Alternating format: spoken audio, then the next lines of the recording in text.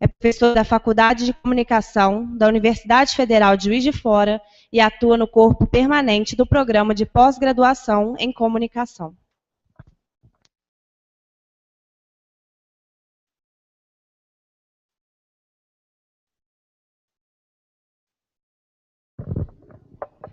Alô? Boa tarde a todos. Vamos dar início a esta que vai ser a última e muito esperada sessão desses 2 dias de simpósio.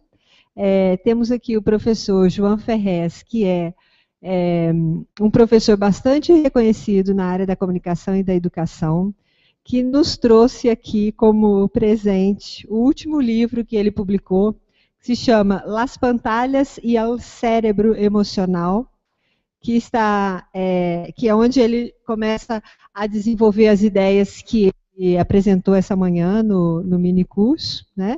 Ele me deu um exemplar, depois quem quiser ver e consultar e fotocopiar está à disposição.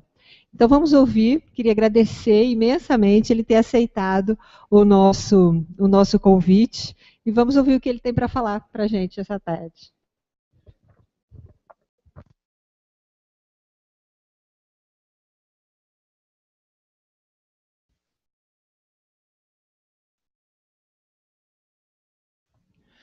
Bien, buenas tardes.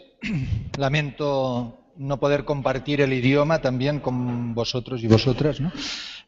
Intentaré, que también me cuesta, hablar despacio, o al menos no tan aprisa como suelo, y si hubiera dificultades de comprenderme, os agradeceré que lo expreséis con la mano o con cualquier gesto, ¿no? Bien, competencias mediáticas, dimensiones e indicadores. De entrada nos podríamos preguntar por qué competencias mediáticas, ¿no? Es decir, por qué es imprescindible que la escuela y que la sociedad atiendan el problema de la educación mediática. Me parece muy evidente, pero bueno, de entrada estamos en una sociedad de pantallas, o en una sociedad con pantallas. Podemos hablar de eso desde finales del siglo XIX, por descontado que no. Por tanto, la historia de la humanidad y el cerebro humano se ha configurado en siglos y siglos y siglos de sociedades y de culturas sin pantallas, y básicamente de experiencias directas, no de experiencias mediadas. Solo a finales del siglo XIX podemos empezar a hablar de sociedades con pantallas, y eran con un único tipo de pantalla, evidentemente, que era la de cine. Y eso comporta que las experiencias eran muy reducidas, es decir, teníamos que ir a determinados edificios, a determinados espacios, determinados días de la semana y a determinadas horas para poder tener una experiencia mediada a través de pantallas, una experiencia audiovisual. Y esto no cambia hasta un siglo largo después, a mediados del siglo XX, ¿no? Cuando a esa primera pantalla ya se le añade un nuevo tipo de pantalla, que la ventaja que tiene es pues, que está en casa, que está abierta o puede estar encendida casi todo el día, ¿no? Y a la larga luego toda la noche, ¿no? Y por tanto empieza un tipo de sociedad que podríamos llamar multipantallas, porque a esas pantallas inmediatamente se le van añadiendo otras que hacen que realmente ahora ya no haya que ir ni a un espacio determinado ni recurrir a unos tiempos determinados, sino que materialmente, y no es metafóricamente, llevamos las pantallas encima a cualquier hora del día y de la noche. Y hace poco había unos datos que no recuerdo con precisión, sobre un porcentaje que me parece que era en torno al 80% de personas que no tienen ninguna hora del día o de la noche la pantalla o alguna pantalla a más de 1 metro de distancia.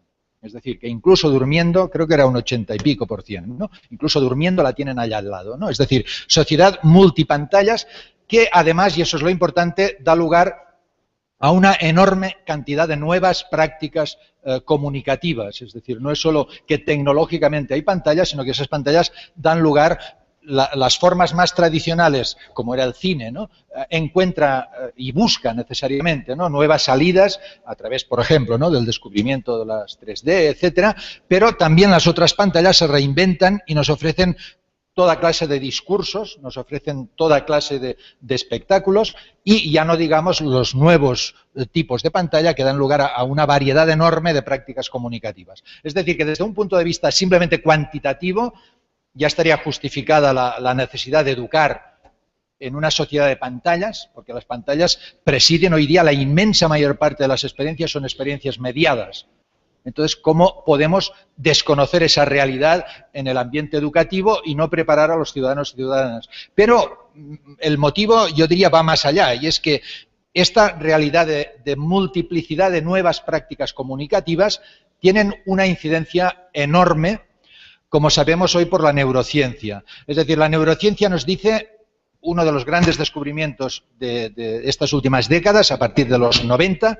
que es la década del cerebro, se nos dice, o uno de los grandes descubrimientos es la plasticidad cerebral. Es decir, incluso los que ya somos un poco mayores, tenemos la posibilidad de cambiar y de modificar constantemente el cerebro. No es que tengamos la posibilidad, es que cualquier experiencia que vivamos modifica la plasticidad de nuestro cerebro. Es decir, vamos a salir de esta sesión y de cualquier otra de las que hemos tenido con un cerebro modificado. Cualquier experiencia que vivamos lo modifica. Y, por tanto, si hay una multiplicidad tan enorme de prácticas comunicativas mediadas por pantallas, nuestro cerebro está siendo condicionado extraordinariamente por esta experiencia.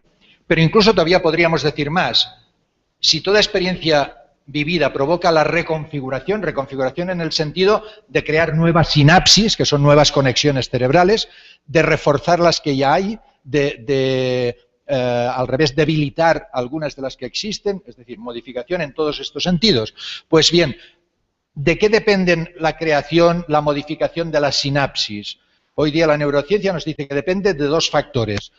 Uno, la repetición de la experiencia, es decir, cuantas más veces se nos diga una cosa, más fácil es que la acabemos asimilando y que acabe configurando una sinapsis cerebral, ¿no? Se nos dicen, pues la vaca es un mamífero. Pues y de cara al niño pequeño, cuantas más veces se lo digan, más fácil es que automáticamente se le quede asociada esta asociación y, por tanto, que realice este aprendizaje, esta modificación cerebral. Pero hay un segundo condicionante, que es la intensidad emocional.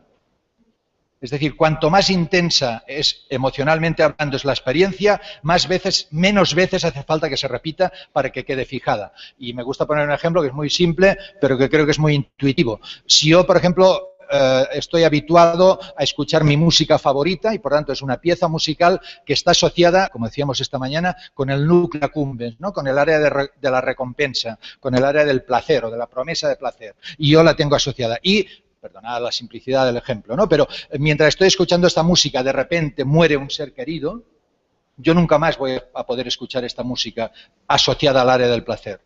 Y dices, bueno, la razón puede dar 1000 razones, valga la redundancia, ¿no? Si no, nada tiene que ver con la muerte, si no murió por culpa de la música, si tal. Bien, la experiencia, se creó la sinapsis, es decir, lo que dicen lo que dice la neurociencia es, si hay dos áreas cerebrales que se conectan juntas, permanecen juntas.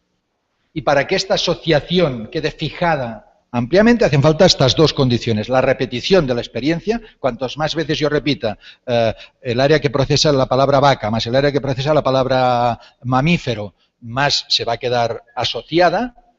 Cuanto más disfrute una música, más fácilmente va a quedar asociada a las áreas del placer. Pero basta una sola experiencia, si es muy traumática, ¿no? Si es emocionalmente muy intensa, para que quede fijado para siempre. ¿Eso qué significa desde el punto de vista de pantallas? Que las pantallas tienen un poder extraordinario, primero, porque nos están acompañando todo el día y toda la hora, por tanto el factor repetición es evidente. Pero además suelen estar acompañadas, la experiencia que comporta esas experiencias mediáticas de pantallas suelen tener una carga emocional fuerte. Y, por tanto, contribuyen todavía más a configurar nuestra mente, para bien y para mal. Es decir, son más educativas, para bien y para mal, que los educadores. Que repetimos a lo mejor bastante, pero con capacidad emocional muy poco. Por tanto, que gracias a la experiencia emocional consigamos producir cambios cerebrales, bueno, perdonad, lo digo de modo un poco provocativo, pero para hacer ver que realmente las experiencias mediáticas necesitan una formación para que realmente se conviertan en enriquecedoras, ¿no? Es imprescindible para garantizar, por una parte, la autonomía personal, es decir, que el ciudadano crezca de manera autónoma y autosuficiente. Y, por otro lado, para garantizar la salud de la democracia. Porque, evidentemente, el poder recurre a las pantallas y el poder recurre, por descontado, al cerebro emocional. para ejercer sus efectos, ¿no? Como hemos analizado ya esta mañana, ¿no? Por tanto, y como hemos demostrado con ejemplos y investigaciones, ¿no? Por tanto, yo creo que está fuera de toda duda la necesidad de una educación mediática. El segundo paso es de qué tipo de educación mediática y atendiendo qué dimensiones o qué indicadores. Y a partir bueno, en este bloque siguiente voy a remitirme a una experiencia que iniciamos el grupo de investigación en el que estamos trabajando con Ignacio, entre otros, con Agustín García Matilla, también y tal, para medir el grado de competencia mediática de la ciudadanía española, no de los niños, sino de la ciudadanía española. Y una investigación que luego hemos seguido y estamos siguiendo. Simplifico mucho porque me interesa simplemente llamar la atención sobre unos cuantos aspectos, ¿no? Se aplicaron 6.626 cuestionarios en las 17 comunidades autónomas que forma el Estado español. Y además se aplicaron también en las distintas comunidades autónomas, se realizaron 31 entrevistas en profundidad y 28 grupos de discusión para atender un poco parte más cuantitativa y parte más cualitativa, ¿no? Y todo ello a partir de las 7 dimensiones que habíamos acordado, ahora no me voy a extender más en ello, que compone la competencia mediática. Entonces, voy a reducirme a unos pocos datos. Una es la dimensión tecnológica y la pongo la primera no porque consideremos que es la más importante, sino porque de entrada estamos hablando de tecnologías y por tanto es una dimensión imprescindible, aunque no la básica, ¿no? La dimensión tecnológica es aquella en la que se obtuvieron mejores resultados, como estaba previsto. Es decir, aprobó un 54% de los ciudadanos. Tengamos en cuenta que la muestra era, esos 6.600 cuestionarios se pasaron a jóvenes a partir de 14 años, a gente adulta y a gente de tercera edad. Y evidentemente hay niveles muy distintos de respuesta, de competencia en las distintas dimensiones. Es la única dimensión en la que hubo un aprobado general. En general la gente tiene unos conocimientos aceptables sobre conceptos, sobre herramientas y sobre funciones tecnológicas. Evidentemente mucho más los jóvenes, ¿no? Y en cambio no hay distinciones básicas desde el punto de vista de género, por ejemplo, a pesar del tópico que había habido y que por suerte ya está superado. En la tercera edad tan incompetentes mediáticamente suelen ser la mayor parte de la gente de tercera edad, pero tanto los hombres como las mujeres. Entre los jóvenes tan competentes eran los jóvenes como las mujeres y solo entre los adultos más tirando a mayores sí que había un cierto nivel superior de incompetencia tecnológica desde el punto de vista de las mujeres. Bien, otra dimensión que esa sí consideramos importante es la estética, la dimensión estética. Consideramos que para formar personas autónomas, es imprescindible cuidar esta dimensión. Es una de las que generó peores resultados, solo aprobó un 9,8% de los preguntados. Entonces, por ejemplo, la prueba básica era ponerles 2 anuncios, 2 comerciales, y decirles, si formas parte de un jurado que tiene que premiar el mejor spot, el mejor comercial desde el punto de vista artístico, ¿cuál elegirías y por qué? Entonces, evidentemente lo que se evaluaba no era si elegían el que considerábamos mejor o peor, que eso es lo de menos, sino si eran capaces de justificar el porqué, ¿no? De justificar una apreciación estética. Los resultados eran absolutamente peregrinos, ¿no? Pues porque la actriz es muy guapa, porque los colores son muy llamativos, porque aparecen unos paisajes muy guapos. Es decir, la dimensión estética se valoró eso concuerda con todos los resultados que, por lo menos en España, han obtenido los profesores de educación artística y todo esto, donde la sensibilidad estética, la capacidad estética, la sensibilidad, la creatividad, la originalidad, etcétera, está muy poco desarrollada. Bien, otra dimensión es la dimensión de los lenguajes. Creemos que es otra dimensión fundamental. Y hablo de los lenguajes en plural porque estamos en una sociedad multimedial y multimodal. Entonces entendemos que una persona competente en este entorno comunicativo debería dominar los distintos lenguajes. Es algo absolutamente contradictorio, es decir, la escuela dedica una cantidad ingente de horas a formar en el lenguaje verbal y 0 horas, al menos en líneas generales, a formar en otro tipo de códigos que hoy día son tan o más importantes que esos. Entonces, no podemos, o sea, nos llenamos la boca diciendo que estamos en la era del prosumidor y que el ciudadano y la ciudadana tienen herramientas para expresarse y todo esto, pero de lenguaje no entienden, es decir, saben apretar el botón, pero no saben cómo transmitir una idea, cómo suscitar una emoción, cómo, a través de qué recursos, cómo utilizar la dominancia cromática, cómo utilizar la profundidad de campo, cómo utilizar los encuadres, cómo utilizar, o sea, ni idea. También era absolutamente peregrino los resultados que obtuvimos en los resultados. No los peores resultados, solo aprobó un 1,9%. Desconocimiento de los aspectos formales al valorar o producir un mensaje. Se valoraba la doble dimensión, ¿no? La capacidad de valorar un mensaje que ya existe o la de producirlo. Otra dimensión de las 7 es la dimensión de la interacción, que sería recepción. Claro, recepción tradicionalmente es un concepto excesivamente pasivo, ¿no? Recibir mensajes, entonces por eso optamos por la expresión interaccionar con mensajes, ¿no? Ahí los resultados fueron flojos, aprobó un 23,8%, no llegó a una cuarta parte. Existe, por ejemplo, un desconocimiento total de los mecanismos emocionales e inconscientes, ahí total, que se producen en la interacción con mensajes de las pantallas.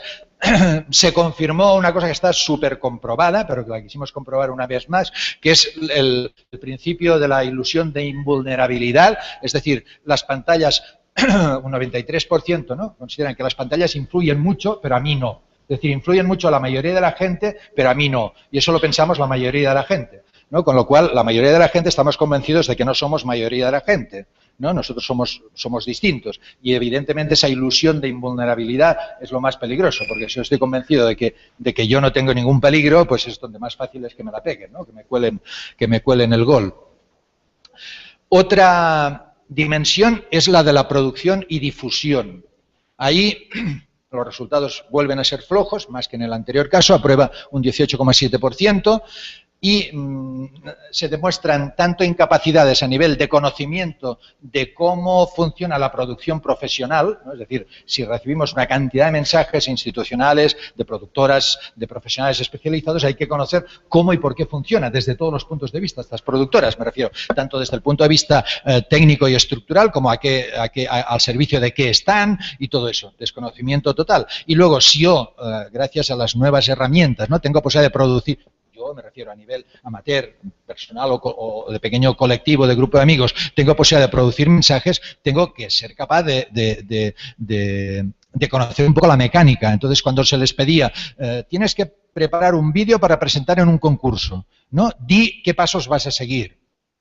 Era alucinante la incapacidad de estructurar, ¿no? Es decir, que pues elijo un actor, no sé qué, y o sea, una incapacidad total, ¿no? Es decir, qué supone la preproducción, qué supone elaborar un guión, qué supone, o sea, cómo lo voy a hacer para que ese producto tenga una mínima coherencia y una mínima profesionalidad. Un desconocimiento total. Y finalmente, creo que he dicho las 7, pero la más importante, bueno, para nosotros la ideología de los valores y la estética son las más importantes. También tiene resultados flojos, muy flojos, un 6,6%. Por ejemplo, incapacidad de explicar por qué y cómo influye un mensaje que no informa o argumenta. Es decir, un mensaje discursivo es fácil, si explicita los contenidos, pues es muy fácil que tú seas capaz de... Pero en un mensaje, por ejemplo, de tipo narrativo, hay una incapacidad total de decir cómo puede ser que ese relato, por ejemplo, un spot publicitario, a mí me influya, si no me está explicitando ningún contenido. Entonces hay una incapacidad total de reconocer por qué. Indiferencia ante los estereotipos, y esto luego intentaré desarrollarlo. No es que no haya reconocimiento de los estereotipos, es algo, no sé si decir peor. Bueno, luego intentaré desarrollarlo esto. Es el concepto de indiferencia y, por tanto, ahí estoy introduciendo un elemento que luego voy a intentar desarrollar más, que es el problema de las actitudes. Es decir, no es desconocimiento de los estereotipos, que es algo simplemente, es indiferencia ante las actitudes, que es un problema actitudinal, y por tanto emocional, y por tanto es clave, y luego lo desarrollaremos. Bien, a partir de estos resultados, en el grupo de investigación, con Ignacio, con Agustín, básicamente, presentamos un nuevo proyecto que era el diagnóstico de necesidades en 3 ámbitos sociales, que era el de los profesionales de la comunicación, que está trabajando todavía Agustín García Matilla, el de la enseñanza obligatoria, del que se hace cargo como IP Ignacio, y el de la enseñanza universitaria, del que me responsabilizaba yo, ¿no? Somos pues 3 grupos coordinados. Entonces yo os voy a presentar algunos resultados de los que hemos obtenido desde el punto de vista de la enseñanza universitaria, que para mí también son interpeladores, ¿no? Hemos estudiado la presencia curricular de la educación mediática en todos los estudios de comunicación, es decir, en todas las facultades o en todos los grados de comunicación, y en el caso de España, comunicación quiere decir todos los estudios de comunicación audiovisual, todos los estudios de periodismo y todos los estudios de publicidad y relaciones públicas, ¿vale? Y hemos estudiado la presencia o ausencia de la curricular, ¿no?, de la educación mediática en todos los estudios de educación, que es estudios o grados de pedagogía, de magisterio y de educación social. Evidentemente es la universidad la que prepara a los futuros profesionales de la comunicación y la que prepara a los futuros maestros y maestras. Por tanto, es la institución clave en esos 2 ámbitos, ¿no?, para garantizar la competencia mediática del presente y del futuro. Bueno, lamentablemente los resultados no son muy esperanzadores. Distinguimos entre asignaturas, lo que hemos denominado, porque es muy complejo, asignaturas directamente relacionadas con la educación mediática y asignaturas indirectamente relacionadas. Decidimos que asignaturas directamente relacionadas eran aquellas que afrontaban con un mínimo de profundidad 4 al menos de las 7 dimensiones. Me explico, bueno, al menos en España es muy típico, asignaturas de tecnología educativa que, como ha salido aquí por parte de bastantes de los que habéis intervenido, son muy instrumentales, muy tecnológicas, etcétera. Claro, si atienden solo la dimensión de la tecnología, básicamente, pues evidentemente es indirectamente relacionada con la educación mediática, ¿no?, por descontado. Si atienden solo 2 de las 7, creemos que es poco serio como para considerarla directamente relacionada. Bien, los resultados son grados. De 205, lo he simplificado mucho porque no creo que valga la pena, de 252 grados de educación que hay entre todas las universidades españolas, públicas y privadas, el 21,03% ofrecen educación mediática, asignaturas directamente relacionadas, y el 78,97% no ofrecen. Por tanto, la mayor parte, la inmensa mayor parte de los futuros profesionales de la educación salen de las universidades sin ninguna preparación en este campo. Bueno, ahí lo he puesto el gráfico diferenciando un poco por grados, ¿no?, el general y luego educación infantil, primaria, educación social, pedagogía, pero bueno, no vale la pena desagregarlo más. De 119 grados de comunicación, el 11,7% ofrecen educación mediática, el 88,24% no ofrecen educación mediática. Por lo tanto, bien, en el campo de la comunicación hay que tener en cuenta que es muy distinto. Aquí la mayoría sois de comunicación y entendéis que es muy distinto. ¿En qué sentido? Por ejemplo, por descontado que los profesionales de la comunicación salís de las universidades, por lo menos en nuestro caso de la comunicación audiovisual, sabiendo muchísimo de tecnología, sabiendo muchísimo de lenguaje audiovisual, sabiendo muchísimo de estética, me explico, por otra parte, la mayor parte de las dimensiones sí están tratadas, pero no suele haber, ¿no?, ninguna aproximación a toda la dimensión de la ideología y los valores, y por tanto a cómo y por qué afectan, y por tanto a la conciencia, como decía esta mañana, de que todo comunicador, aunque no lo quiera, es educador, para bien o para mal, y a lo mejor más educador que los educadores, como decía también antes, ¿no? Y, por ejemplo, esa conciencia en absoluto, y por tanto de su responsabilidad en este ámbito, ¿no?, y de que no puede decir, es que lo mío es el entretenimiento, o es que lo mío es la información, ¿no? Si lo tuyo es el entretenimiento y lo tuyo es la información, eres educador, para bien o para mal, en función de cómo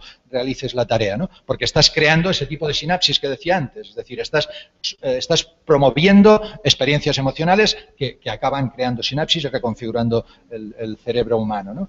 Y luego, donde no hay ninguna formación tampoco, es en el ámbito de la producción, me refiero de la capacidad de producir, al menos en España, la inmensa mayor parte de las universidades, la capacidad de producir productos de tipo educativo, es decir, de producir, ¿no? O sea, sabrán producir un informativo, sabrán producir, pero cuando hay que transmitir contenidos de tipo educativo hay un desconocimiento total y no suele haber asignaturas que les ayuden en este aspecto, ¿no? Bien. Ahí están por grados, ¿no? Donde, bueno, llama mucho la atención, ¿no?, de publicidad, ¿no? Solo un 2,78%. casualmente, este 2,78% es la facultad de Agustín García Matilla, que justo está en una facultad de publicidad, ¿no? Por tanto, de nuestro compañero, y que es la única facultad de publicidad de toda España que da una asignatura de educación mediática. Claro, eso da un 2,78% que dices, oye, pues aún, ¿no? Pues bueno, es una que es absolutamente excepcional. La inmensa mayor parte no ofrecen esa información.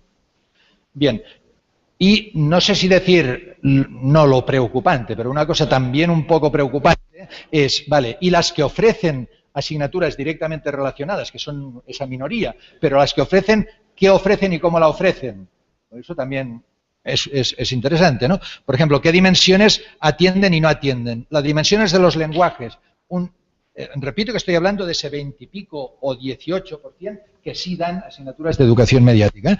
Pues bien, un 78,7% atienden la dimensión de los lenguajes, pero un 21,3% no. O sea, dando asignaturas de educación mediática, se puede saber educación mediática sin conocimiento de los lenguajes, ¿no? Todos los que habéis hablado, sobre todo de cine y de todo esto, es que lo habéis, bueno, dicho, y insisto, ¿no? Es decir, cómo en una cultura de comunicación multimedial y multimodal hay que dominar todos los lenguajes por entero, como recepción y como tal. Entonces es grave, creo. La de la tecnología, un 78%, curiosamente los resultados son exactamente iguales. Y no deja de resultar sorprendente, porque por una parte se extralimita la atención a lo tecnológico y en algunos ámbitos se olvida del todo. Los dos extremos son procesos de recepción e interacción. 40% lo atienden y un 60% no. Los procesos de producción y difusión, al revés, un 60% lo atienden y un 40% no. La ideología y los valores, que es algo todavía más sorprendente, el 76%, pero hay un 24%, casi una cuarta parte, que da educación mediática sin atender la dimensión de la ideología y de los valores. No deja de soltar. Y la dimensión estética solo la atiende un 16%. Y por tanto hay un 84% que no atiende la dimensión estética. Bueno, ahí lo vemos en gráfico. Y, a ver, como un último bloque, tiene que ver con otro tipo de investigación que hemos hecho más hacia el final y que creo que tiene también bastante interés, conectándolo sobre todo con todo lo que hemos dicho esta mañana, que es qué visión de la educación mediática tienen los expertos, ¿no? Es decir, he dicho antes, hay un problema que es que no hay o que es muy minoritaria la educación mediática y eso es un problema. Tal vez haya otro problema y eso es discutible y a lo mejor pues, en un foro como este, si nos da tiempo, que creo que sí, porque voy bien de tiempo, pues se puede discutir, es decir, que podéis no estar de acuerdo por descontado. Pero creo que hay bastantes cosas que nos deberíamos interpelar los expertos desde el punto de vista del enfoque que estamos dando a la educación mediática, al menos de las carencias que, en la línea, ¿no?, de que comentabais ayer, ya no recuerdo quién era, lo de que la innovación era... lo de que identificamos innovación con renovación tecnológica, ¿no?, en la educación mediática. Es decir, hay que cambiar la educación mediática. ¿Por qué? Hay que actualizarla. ¿Por qué? Pues porque hay nuevas tecnologías. ¿Y solo porque hay nuevas tecnologías? ¿O que haya nuevas tecnologías es lo más importante? ¿O tanto más importante es que hoy, gracias a la neurociencia, sabemos sobre el cerebro humano muchísimas cosas que no sabíamos antes? Y es el cerebro que interacciona con las tecnologías. Es más importante el cambio tecnológico que lo que hoy sabemos del cerebro humano que interacciona con esas tecnologías y que contradice muchas de las certezas en las que hemos vivido instalados en nuestra cultura occidental durante décadas. Bueno, entonces eso hay que revisarlo y hay, creo, cosas que nos exigen una cierta revisión. Entonces, para hacerlo, una de las investigaciones que hemos hecho en el marco del mismo I+D ha sido analizar todos los artículos producidos, creo que eran, Ignacio, durante los 10 últimos años, me parece que eran, ¿no? No sé si 5, ahora no me acuerdo. 231 deben ser 5 años, ¿no? Todos los artículos aparecidos en la revista Comunicar durante los últimos 5 años. La revista Comunicar es la revista más prestigiosa, prescindiendo de que Ignacio esté acá, ¿no?, sobre educación y comunicación, y por tanto, bueno, se supone que todos los expertos han publicado allá y que lo que se ha publicado en los últimos 5 años refleja la visión de la educación mediática que tenemos los expertos, ¿no? Y se aprovechó también para analizar todas las comunicaciones que se presentaron en un congreso de educación mediática que hubo en Segovia, y en el que fue un congreso muy horizontal. Me explico, que no había 3 o 4 grandes ponentes y luego tal, sino que todo eran comunicaciones. Y por lo tanto se presentan 214 comunicaciones de expertos de 10 países distintos. Por lo tanto, consideramos que ahí había una visión de los expertos suficientemente amplia y todo esto. Y ahí aplicamos la metodología del estudio de campos semánticos, ¿sí? Para ver en qué ámbitos, en qué campos semánticos se hacía mucha incidencia y qué campos semánticos estaban marginados. Bien, por tanto, un total de documentos analizados, 445. Bueno, campos semánticos, por ejemplo, campos semánticos relativos a lo racional y a lo emocional.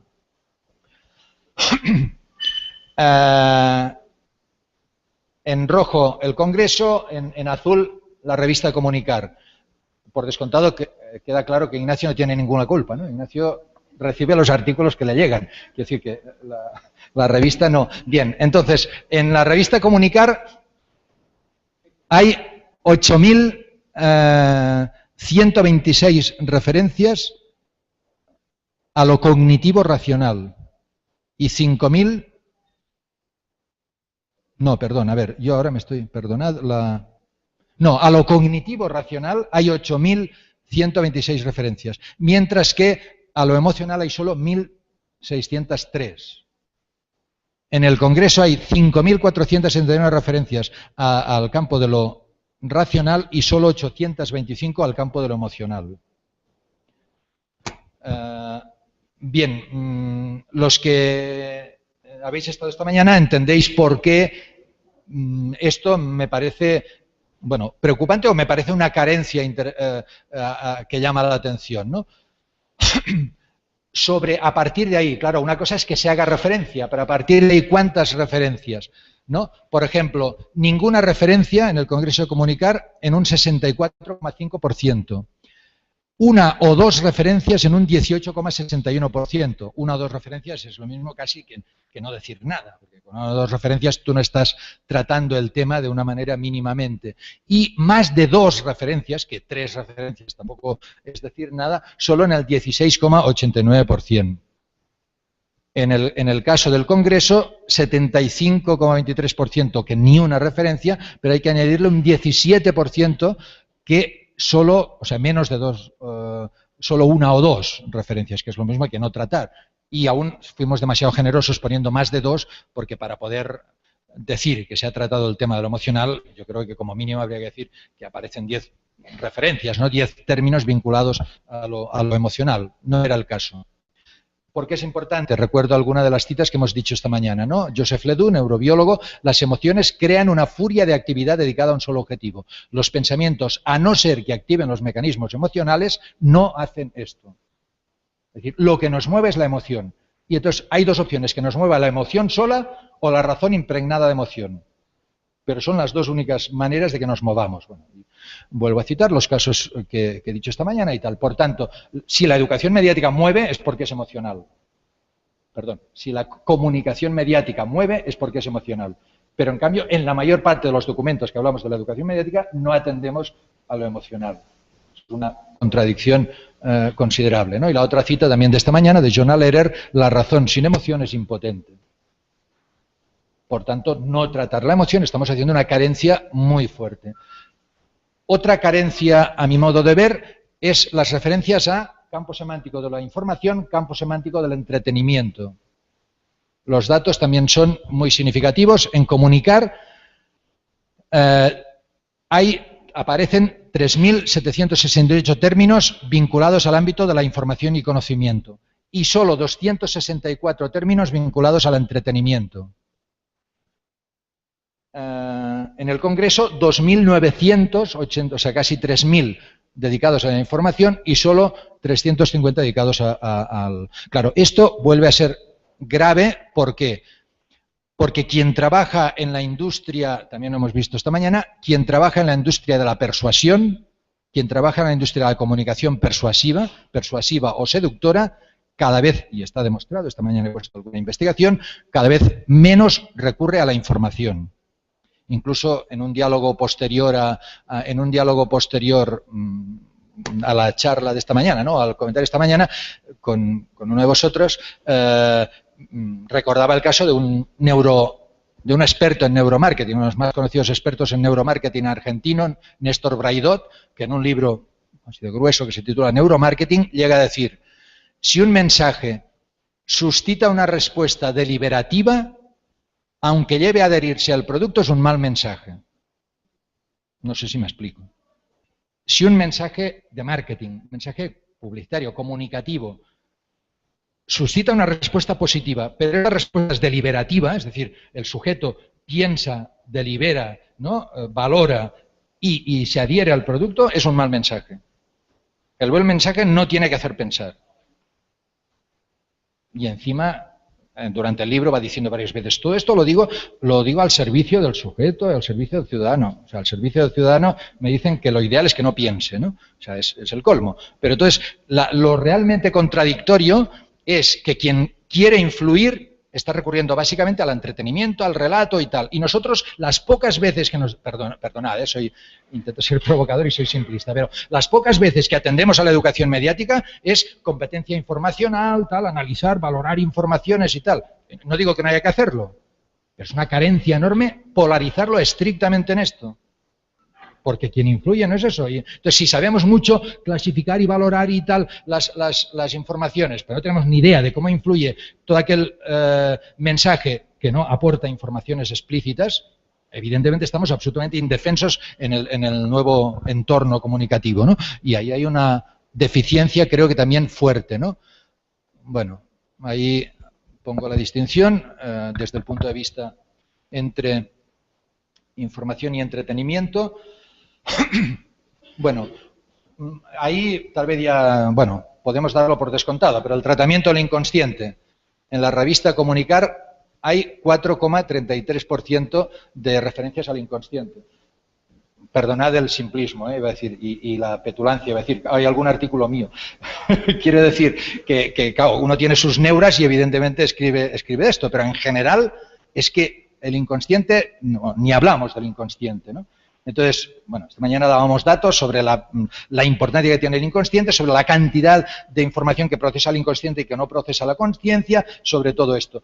Pues bueno, la desatendemos totalmente, 4,2 referencias en el Congreso, 95,8 que no tienen ni una sola referencia al inconsciente.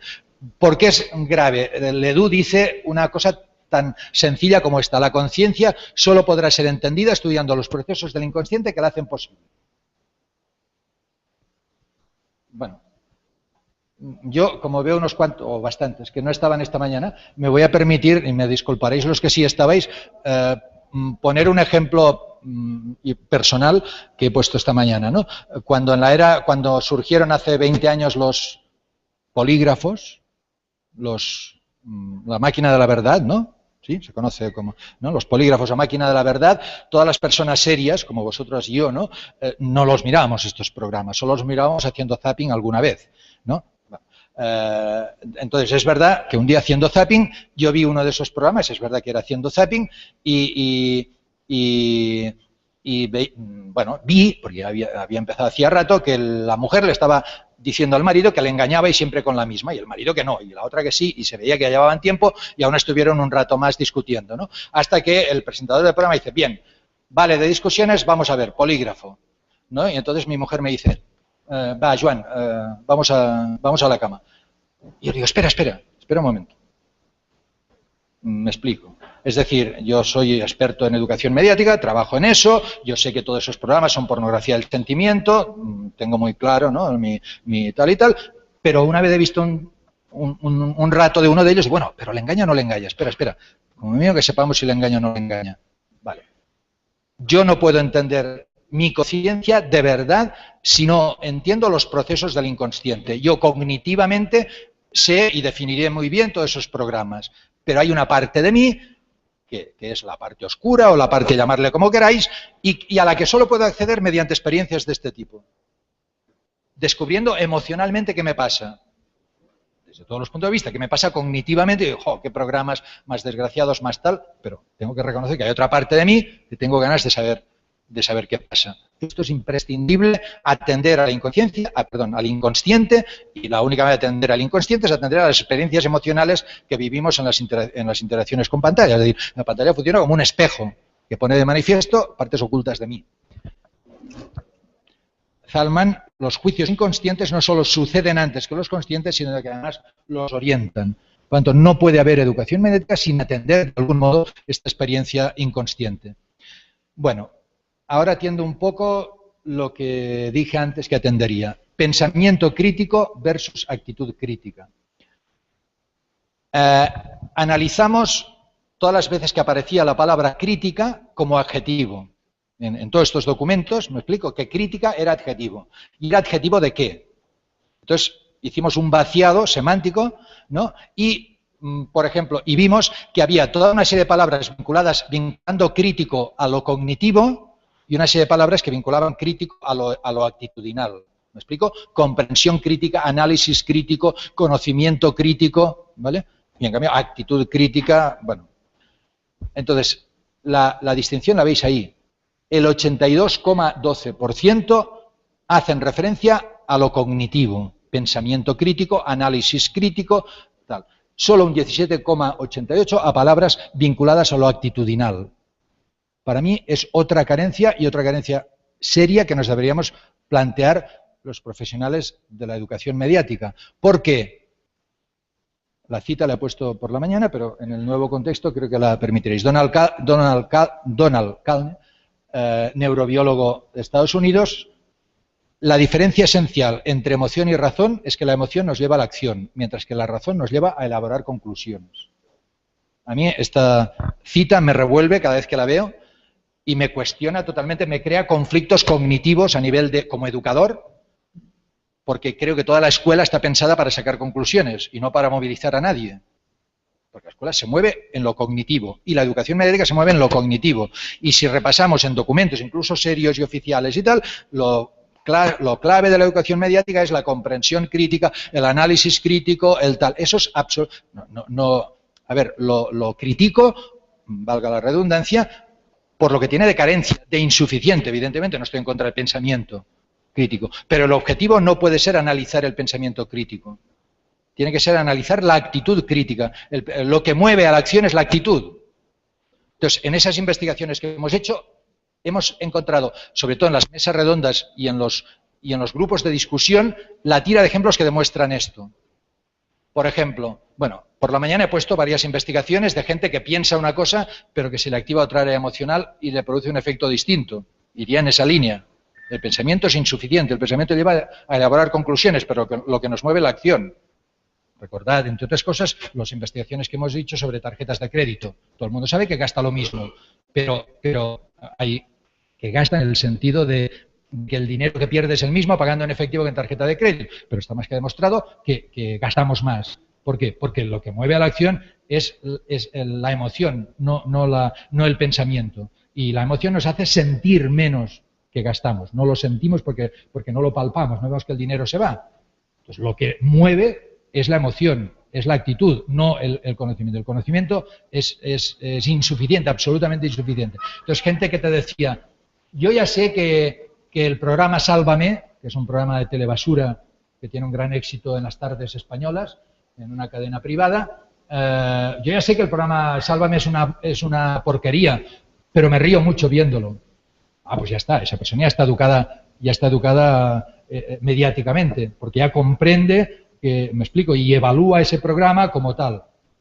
Lo que nos interesa es que comprenda y evalúe.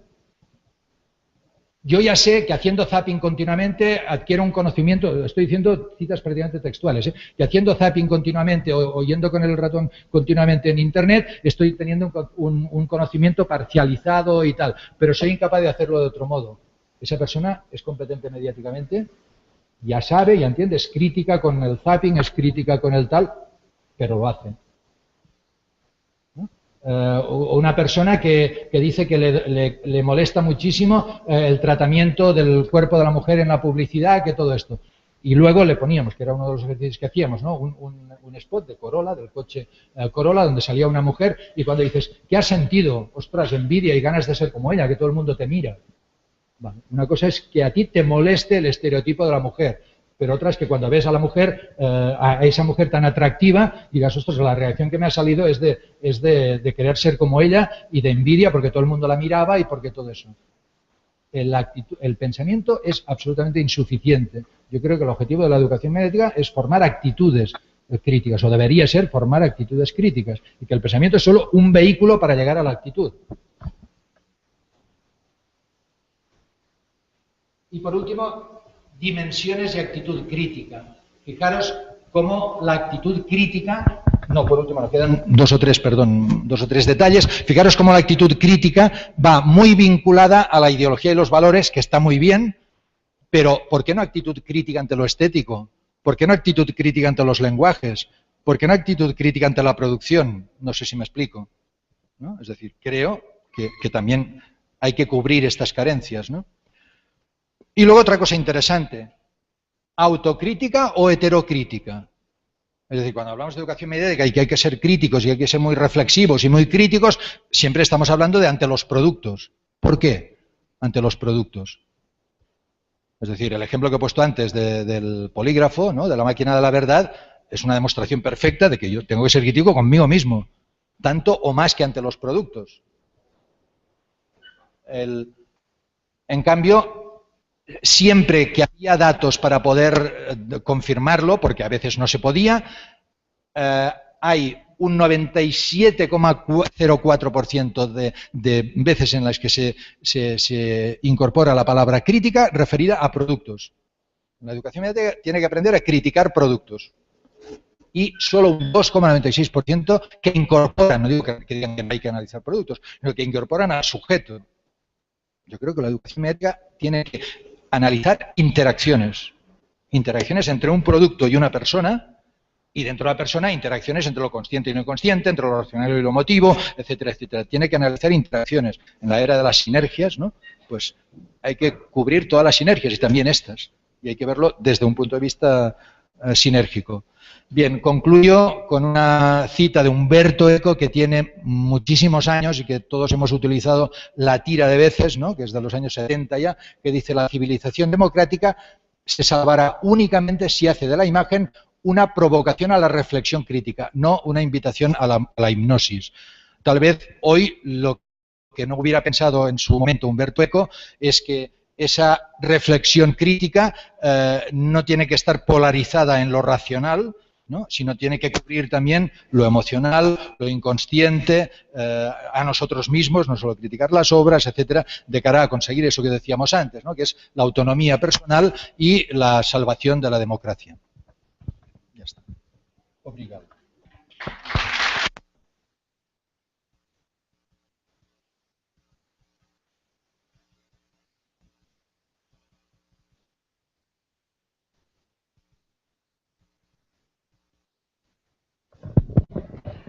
Muitas graças. Eu passo a palavra? Você passa?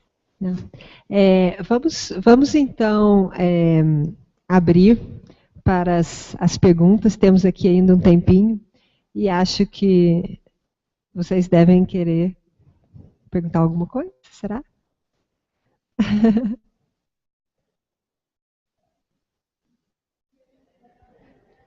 Está fazendo a sinapse? Acho que, então, eu posso fazer a primeira pergunta. Acho que seria, vou falar em espanhol aqui para ele entender melhor. Creio que seria interessante se pudiera explicar como ha llegado a las 7 dimensiones, al estudo prévio, porque não ha explicado, apenas ha ensinado quais são as dimensões, pero que o estudo prévio é muito interessante. Eu estou pedindo para ele, porque esse trabalho que ele realizou, né, já de uma investigação a partir da definição dessas dimensões, foi um segundo momento. Ele fez um primeiro estudo em que ele tentou definir, e eu estou pedindo para ele falar para vocês como é que ele chegou nessas 7 dimensões, que eu acho que é interessante. Bien. A ver, hace bastantes años, ya no me acuerdo cuántos, estábamos en una reunión en el Consejo del Audiovisual de Cataluña y tuve, bueno, una especie de intuición, ¿no?, que fue pensar, si conseguimos demostrar a través de una investigación que la ciudadanía no es competente mediáticamente, tal vez podríamos llamar la atención sobre las autoridades, ¿no?, para descubrir que era imprescindible. Y entonces, al acabar la reunión, me fui el responsable de la investigación en aquel momento en el Consejo de la Audiovisual de Cataluña era Joan Manuel Tresserres, que es un profesor de la Autónoma, de la Universidad Autónoma de Barcelona, y que ha sido luego político, ha sido consejero de Cultura en el Gobierno de Cataluña, y en aquel momento estaba en el CAC responsable de investigación. Y le expliqué, oye, ¿qué te parece si yo creo que si demostráramos que la gente no es competente, iría muy bien porque podríamos darle que el Consejo de Audiovisual podría hacerlo? Y Joan Manuel Tresserres, que es muy, no sé, cachondo y todo esto, dijo, niego la mayor, pero me parece muy buena idea. Es decir, él está convencido de que la gente sí que es competente, pero le pareció buena idea. Entonces dijo, venga, empezar con la investigación. Y claro, el primer paso era decir, bueno, si hablamos de competente hay que definir qué quiere decir ser competente, ¿no? Y entonces, en aquel momento, con una compañera una compañera muy joven de mi universidad, de la Pompeu Fabra, Mercè Oliva, hicimos un primer borrador discutiendo un poco y pensando a ver qué dimensión. Es decir, por poner un ejemplo, ¿no? Decíamos, es imprescindible que sepan historia del cine para ser competentes mediáticamente. Todo es absolutamente discutible, ¿no? Pero claro, nosotros pensamos, queremos que la ciudadanía, el ciudadano medio, no estamos hablando de un profesional de la comunicación, no es imprescindible que sepa historia del cine y tal para ser un competente mediáticamente. O sea, no forma parte de los mínimos requeridos y todo esto. Entonces elaboramos un primer documento con lo que creíamos que me gustaría verlo ahora, porque, bueno, todos los años ya ni me acuerdo. Y entonces elaboramos este primer documento y entonces lo mandamos a, creo que eran 60 expertos iberoamericanos, que ayer me enteré de que Gabriela también estaba indirectamente, ¿no?, y en la sombra, pero también a través del colega de Portugal. Lo enviamos a expertos para que nos mandaran su opinión sobre ese documento. Entonces, si el documento tenía, que sé, 10 folios, con todas las aportaciones de los expertos hicimos un documento de 80 folios con todo lo que decían los expertos. Y entonces, por cuestiones, entre otras cosas, presupuestarias, el CAC convocó un seminario creo que eran 14 expertos españoles, entre los cuales por descontado estaba Ignacio, 14 expertos españoles en Barcelona en el CAC. A esos expertos se les había mandado los 80 folios y entonces cada uno tenía que venir a la reunión con opiniones sobre esto y sabiendo que la intención era consensuarlo con todo las dificultades que tiene consensuar, porque hay que renunciar por un lado, por otro, etcétera, etcétera. Entonces hubo un seminario dedicado estrictamente a esto y se acabó consensuando un documento que fue publicado en la revista del CAC, del Consejo del Audiovisual de Cataluña, y en un número de la revista Comunicar. Y luego, después de toda esa primera fase de investigación, con la experiencia que ha habido, y además con los cambios sociales que ha habido, porque las redes sociales, etcétera, han aparecido estos últimos años, entonces lo rehicimos y esta vez lo mandamos ya a expertos incluido del ámbito anglosajón.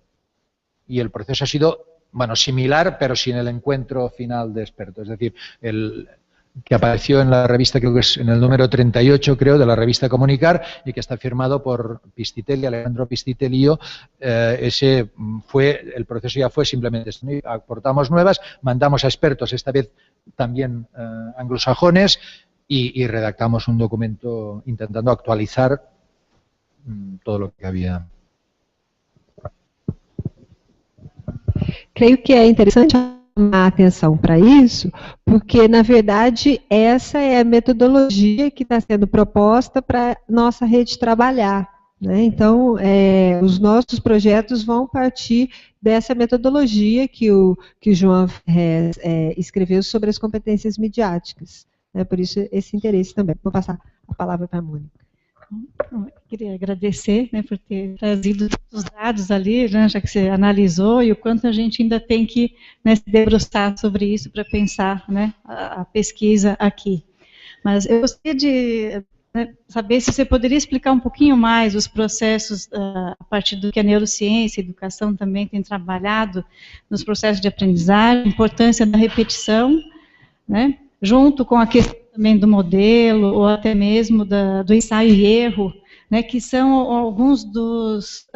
algumas das práticas que a própria pedagogia deixou um pouco de lado, fazendo toda uma crítica, né, a essa questão, no caso específico da repetição. E aí que você falasse um pouco esse processo da repetição para a criação. Porque quando a gente trabalha com produção de mídia, com crianças e jovens, a tendência, né, das primeiras produções é ser muito repetição e até de homologar aquilo que eles veem, né, ou como paródia, ou como aproximação possível, para depois poder fazer a análise, a reflexão, a crítica e, quem sabe, outras ousadias nesse sentido de criação fora um pouco daquele esquema. Né? Então, eu queria que você falasse um pouquinho da repetição para a criação. Como é que é esse processo segundo a neurociência que você trouxe?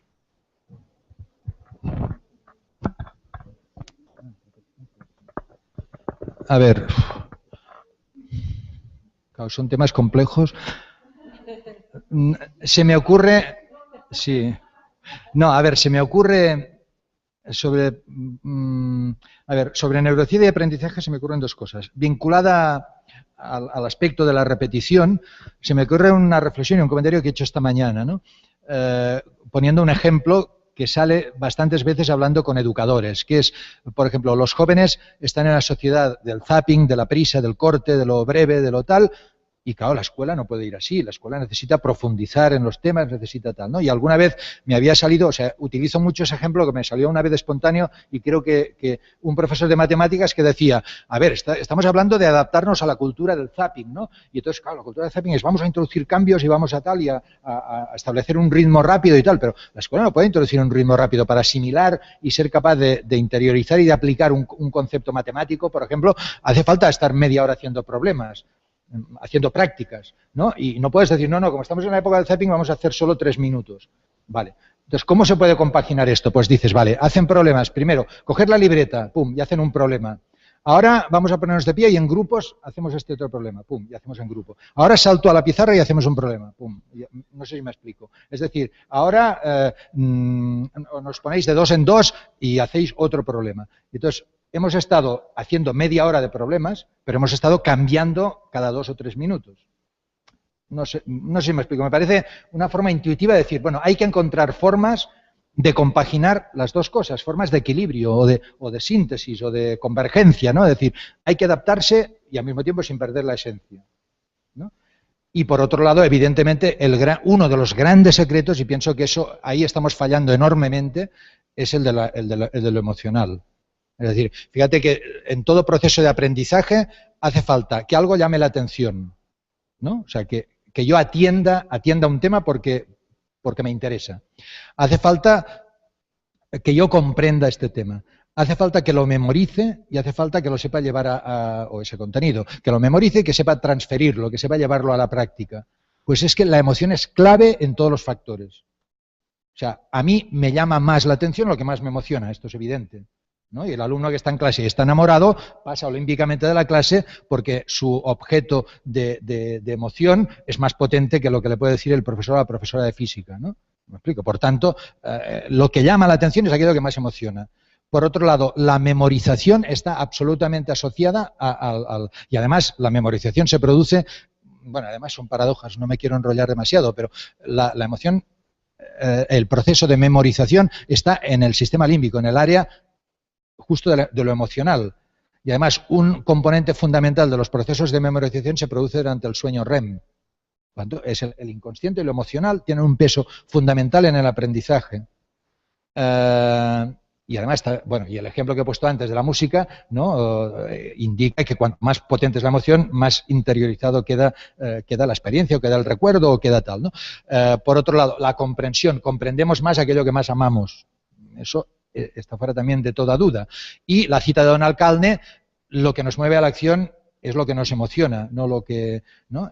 Entonces, es curioso que haya tal reticencia a lo emocional en el ámbito escolar, ¿no? Y tal, o sea, ¿y por qué esta reticencia? O sea, la economía ha dado un vuelco radical. Ah, no, ahora no. Por la mañana he puesto a Kahneman, a Daniel Kahneman, una cita, premio Nobel de Economía en el 2002, Este señor revolucionó o dio origen a la revolución total de la economía. La economía clásica ha dado un vuelco total desde la neurociencia. El marketing ha dado un vuelco total y ahora es neuromarketing. Es decir, se habla de neuropolítica, se habla de neuroética, y en la educación, yo no digo etiquetas, sé que hay que hablar de neuroeducación, pero ¿cómo? Si ha habido cambios sustanciales en la comprensión de la mente humana, ¿por qué nos negamos a aplicarlos al aprendizaje? A mí me sorprende muchísimo, vamos,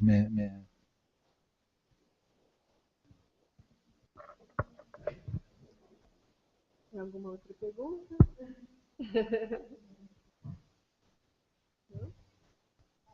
Teresa, quer fazer uma pergunta?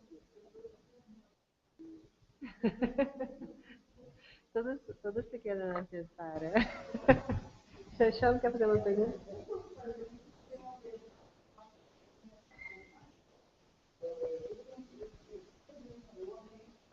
Ontem a gente estava até conversando sobre isso, né, Érica? Desculpa. O ambiente acadêmico é sempre, como você disse, muito contaminado pelo racional, pela razão, né? E a gente resiste muito a lidar com o objeto do ensino, enfim, com emoção, com esse lado mais emocional, vamos dizer. E num certo sentido, nós, professores, acho que de alguma forma a gente sente, e isso é uma inquietação minha, né, que cada vez é mais necessário a gente agir como uma espécie de animador de auditório na sala de aula. Animador de auditório? É como se fosse alguém que apresenta como um showman, um showwoman da sala de aula, né? Porque parece que só assim a gente consegue atrair a atenção, chamar a atenção dos alunos e, de alguma maneira, facilitar o aprendizado, né? Eu queria saber se isso requer algum tipo de habilidade a ser desenvolvida pelo professor nos próprios bancos acadêmicos, quer dizer, se a universidade tem espaço para formar professores mais hábeis, mais capazes para atuar dessa maneira, né, num contato mais emocional. Me parece muy bien la pregunta, porque evidentemente es uno de los equívocos a los que se puede prestar, ¿no? Incluso, bueno, yo escribí en el 2000 un libro que era Educar en una cultura del espectáculo, y claro, había interpretaciones que podían prestarse a eso, ¿no? Que es que hay que convertir la enseñanza en un espectáculo. No, educar en una cultura, o sea, a ciudadanos que están en una cultura del espectáculo. Entonces, por descontado que yo creo que no hay que hacer el payaso o que no hay que, es decir, lo clave, yo creo que lo importante es entender lo clave. Entonces, lo clave es lo único que moviliza a la gente, o sea, que nos movilice a las personas, es la emoción. Es decir, y una razón solo puede movilizar si está contaminada o tal por una emoción. Ahora, una emoción, hay muchas emociones, es decir, a mí me pueden mover desde muchos, me explico, bueno, solo se me ocurre ahora, y no sé si tiene Ernest Lluch, un célebre político socialista catalán que asesinó ETA, ¿no? En su tiempo decía, se activan fibras emocionales distintas de mí cuando voy al campo del Barça y cuando voy al liceo. ¿Me explico? Es decir, vale, es la misma persona y es capaz de pasárselo muy bien en el campo del Barça y de pasárselo muy bien en el liceo. Vale, pues yo conseguiré sintonizar y movilizarle tanto si utilizo una tecla como otra, ¿no? Entonces, yo creo que el secreto está en simplemente la capacidad de sintonía, ¿no? Es decir, la capacidad de decir qué tipo de sujeto o de sujetos tengo. Y lo digo ahora incluso en plural porque creo que otra gran ventaja de las nuevas tecnologías es la posibilidad de diversificar el aprendizaje. ¿Me explico? Antes hablábamos de problemas. Pues uno puede hacer un problema, por ejemplo, perdonad el simplismo, pero a veces ayuda, ¿no? A partir del FIFA World Player, ¿no? Si les gusta mucho el fútbol y que hagan estadística y tal a partir de eso, y a otros les das otra porque eso es otra la cosa que les motivas y a todos les llevas a hacer algo de matemática, pero a partir de algo que les interese, diversificando los intereses. Yo creo que, no sé si me explico, yo creo que no es hacer el payaso ni es tal, ¿no? O, por ejemplo, esta mañana, vinculado a Erika y a su interés por el cine, ¿no? Le decía, y en el ámbito de la educación mediática, ¿no? Les decía, tú, a ver, tienes unos alumnos pues vale, les pones, por ejemplo, una secuencia de una película y a lo mejor les interesa solo porque están muy abajo a nivel de intereses, ¿no? De placeres, y no tienen otro placer que el de los más elementales, qué pasa, el suspense, y no son capaces de nada más, ¿no? Y tú les das esa gratificación, decir, vamos a ver, ¿os ha gustado? Sí, nos ha gustado y tal, perfecto. Bueno, pues vamos a pasarla otra vez y la pasamos sin sonido. Ostras, ¿qué ha pasado? No sé si me explico. Hacen una especie de descubrimiento. Ostras, y ahora lo volvemos a pasar con sonido. ¿Qué pasa? ¿Cómo ha utilizado la música? ¿Qué produce la música? ¿Qué efecto? Estás añadiendo un nuevo placer de un nivel superior a un placer. Estás descubriendo, haciendo un descubrimiento, aprendizaje por descubrimiento y desde lo lúdico. Estás llegando a lo lúcido desde lo lúdico, ¿no? Y entonces es casi seguro que si vas haciendo este tipo de ejercicios, porque además hemos tenido oportunidad todos, ¿no? Los que trabajamos en ese campo de experimentarlo, ¿no? De que la próxima vez que se enfrenten a un mensaje similar, van a invertir el esfuerzo necesario para analizar y cómo está utilizando la música aquí, y qué efecto me produce, y qué pasaría si no hubiera esta música. Es esa especie de progresión, ¿no? En una escala de placeres, ¿no? Es decir, vale, si lo que moviliza es la emoción, vamos allá abajo y dónde está la emoción en ese momento, ¿no? Y a ver cómo conseguimos articular un tipo de estrategia didáctica que le lleve ascendiendo, ¿no? Haciéndole cada vez más consciente, más sensible, más, me explico, más inquieto, más tal, pero gradualmente. Yo creo que esto, nada de hacer el payaso, si uno tiene habilidades, puede ser un recurso, pero no es el adecuado, ¿no? Es la capacidad de sintonía con el cerebro emocional, y ya está.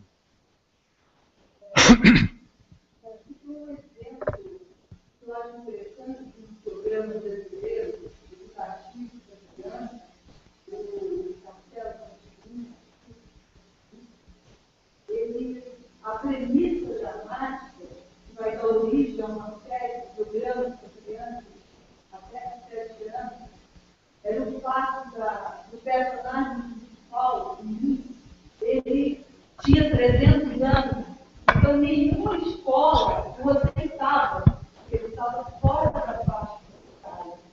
E o que vai dar origem a toda essa história é que ele precisava da escola. Ele precisava de frequentar a escola para conhecer e para conhecer o mundo.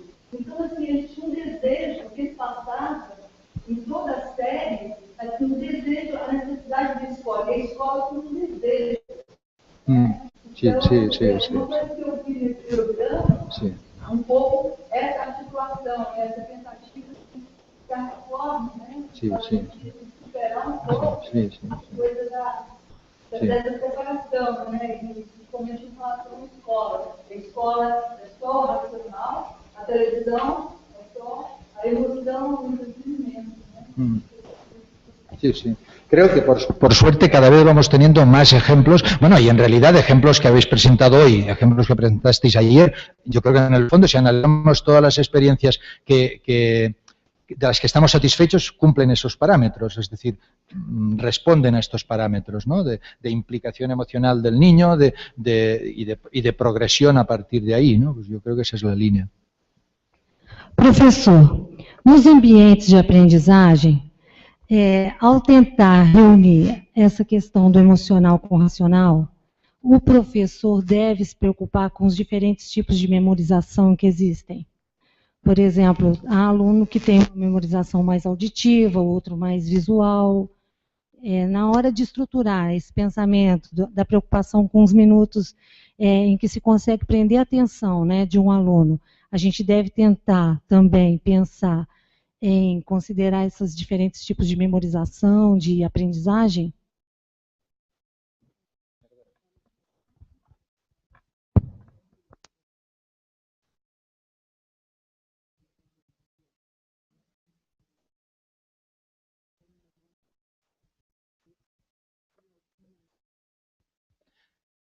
Bueno, a ver, no soy experto, pero me parece que en la línea de lo que hemos dicho antes, de buscar sinergias y de buscar convergencias, es clave y es fundamental, ¿no? Yo una de las citas que ponía esta mañana es, no citas, uno de los comentarios que hacía, pero en una diapositiva es, si las nuevas generaciones son incapaces de convertir la imagen en pensamiento, es en buena medida porque los educadores somos incapaces de convertir el pensamiento en imagen.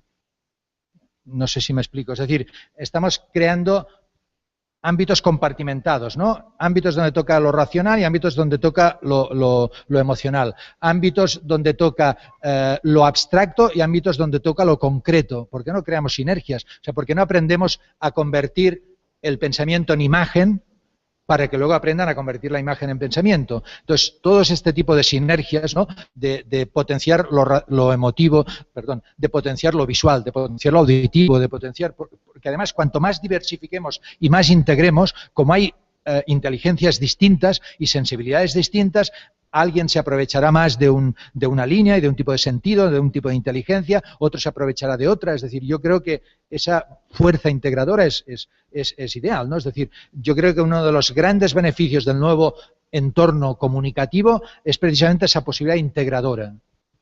Y que, por cierto, está absolutamente desaprovechada. Es decir, por ejemplo, la comunicación multimodal, ¿no? Yo entiendo la multimedial como, por ejemplo, el cine, que integra todos los lenguajes de manera sintética, ¿no? Sincrónica. Pero la multimodal es, en una comunicación, yo ahora utilizo la palabra, ahora utilizo una imagen, ahora utilizo un audiovisual, ahora utilizo un gráfico, ahora utilizo...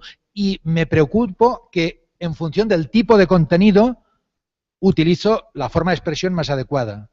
Eso, que es una potencialidad extraordinaria del nuevo entorno comunicativo, ¿no? Con la imprenta solo podíamos escribir, con la tele solo podíamos ver audiovisual. Ahora tenemos una posibilidad de comunicación absolutamente integradora. Pues todo eso hay que aprovecharlo y hay que potenciarlo, ¿no? Y es absolutamente enriquecedor.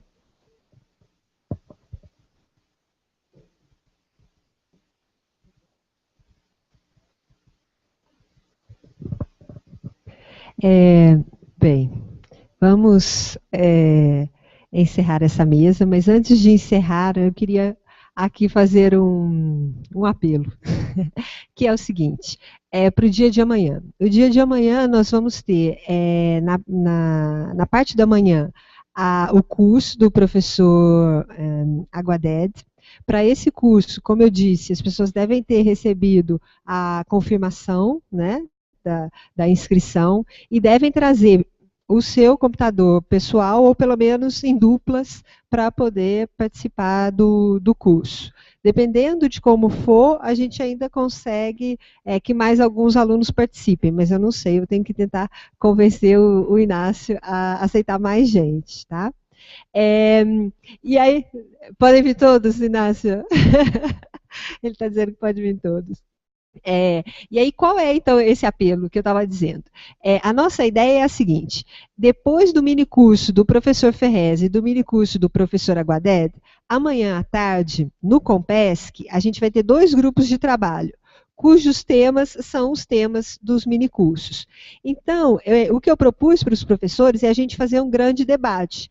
E para a gente fazer um grande debate, eu gostaria que vocês se preparassem também, pensassem em questões, pensassem em exemplos, se quiserem trazer exemplos, por exemplo, eu pensei aqui em anúncios publicitários que vocês acham interessante, que possa trabalhar com essa questão da emoção que o professor Ferrez estava falando hoje. Tá? Então, assim, nos ajudem a montar esse debate para que ele fique bem legal, bem interessante também, a partir do interesse de vocês. É um espaço que os alunos e os professores que estão participando também do simpósio têm para tentar fazer essa partilha, né? Já que eles nos deram tanto esses dias, vamos também a gente dar alguma devolutiva, digamos assim. Tá bom? Então, essa é a proposta para amanhã. Espero que vocês gostem, participem e se interessem. Tá bom? Então, antes de acabar, eu quero agradecer muito ao professor Ferrez. Eu acho que ele nos trouxe, essa manhã e essa tarde, muitas questões. Eu acho que todos nós estamos aqui cheios de ideias e tentando amadurecer, porque são reflexões profundas. Né? A gente vê, se eu posso dizer assim, o calibre acadêmico do professor Ferrez e da profundidade, né, das questões que ele nos trouxe. Então, eu quero agradecer muito as suas 2 intervenções hoje. Muito obrigada.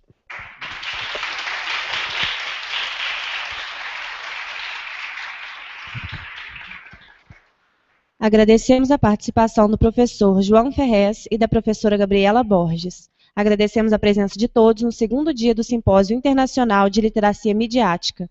E lembramos que amanhã voltaremos com a nossa programação a partir das 8 horas da manhã, com o minicurso Comunicação e Educação Audiovisual, com o professor José Inácio Aguadete, no Anfiteatro da Facom.